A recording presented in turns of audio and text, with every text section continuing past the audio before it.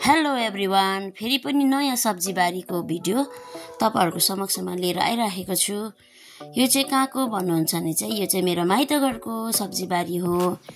मेरो मम्मीले लगाउनु भएको, मेरो भाइ बुहारीले लगाउनु भएको सब्जी बारी अन्त मजाको देख्यो। त्यही कारण चाहिँ तपाईहरुलाई यसरी देखाउनु मन पर्यो है। यस्तो छ है बस्तीको एकदम फ्रेश सब्जीहरु। यो चाहिँ एकदम लेकको ठाउँ हो, त्यही भएर चाहिँ भर्खर हुँदैछ हो। दामी छ, हेर्नुस् न तपाईहरु।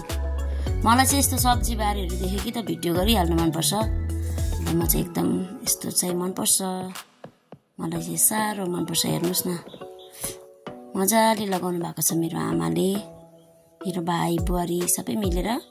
कस्तो दामी छ हेर्नुस् त साथीहरु। सबैजनालाई म यसरी नै नयाँ सब्जी बारीहरु देखाउन चाहन्छु। तपाईहरुले मलाई फलो गरिदिनु होला।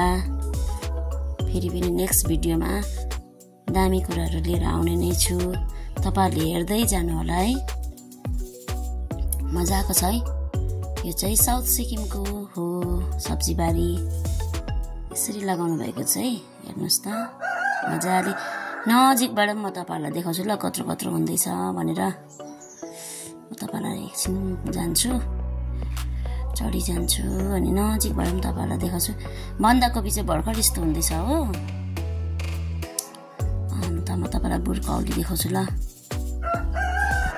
पछाडिबाट भाजी पनि बास्दैछ। ब्रोकौली चाहिँ यस्तो हुँदैछ हेर्नुस् है।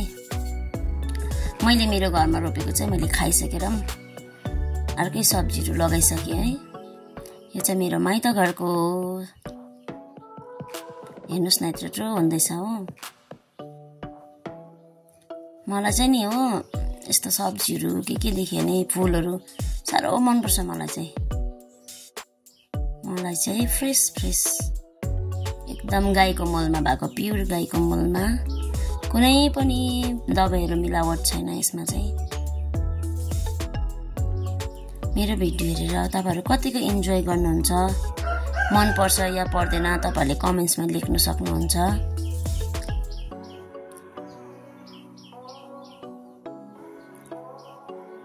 हेर्नुस् न, दामी छ है। कस्तो लाग्यो तपाईहरुलाई? यहाँ भित्र चाहिँ तपाईको यो चाहिँ फूलकोपी हो। फूलकोपीको उतापट्टि छ नि यो चाहिँ तपाईको खोर्सानी, डल्ले खोर्सानी अकबारी त्यसको बिरुवा राखेको छु। यसको छेउछाउमा मिसेर लगाइदिएको रहेछ। अन्त यो चाहिँ तपाईको डल्ले खोर्सानीको बिरुवा।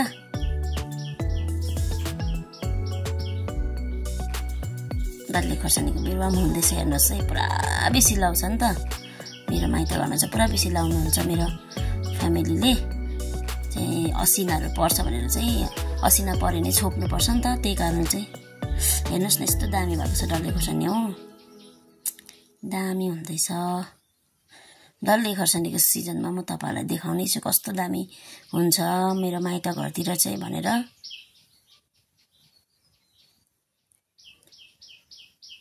मलाई चाहिँ पुरा मन पर्यो। तपाईहरुलाई कस्तो लाग्यो मेरो भिडियो हेरेर बस्नु भने? सबैजनालाई यो क्वेशन छ। अति बेसी छ हेर्नुस् न डल्ले खोर्सानीको बिरुवा चाहिँ। कहिले चाहिँ रोपेर सक्नु? डल्लै एरिया, यो डल्लै एरिया चाहिँ यो चाहिँ प्याज हो। तल्लोपट्टि देख्दै गरेको चाहिँ डल्लै एरिया चाहिँ नि तपाईको मकैहरु कम्ती लगाउनुहुन्छ। खाली डल्ले खोर्सानीको खेती हुन्छ यस ठाउँमा चाहिँ। डल्ले खोर्सानी कस्तो दामी छ हेर्नुस् त। कस्तो लाग्यो? दामी हो।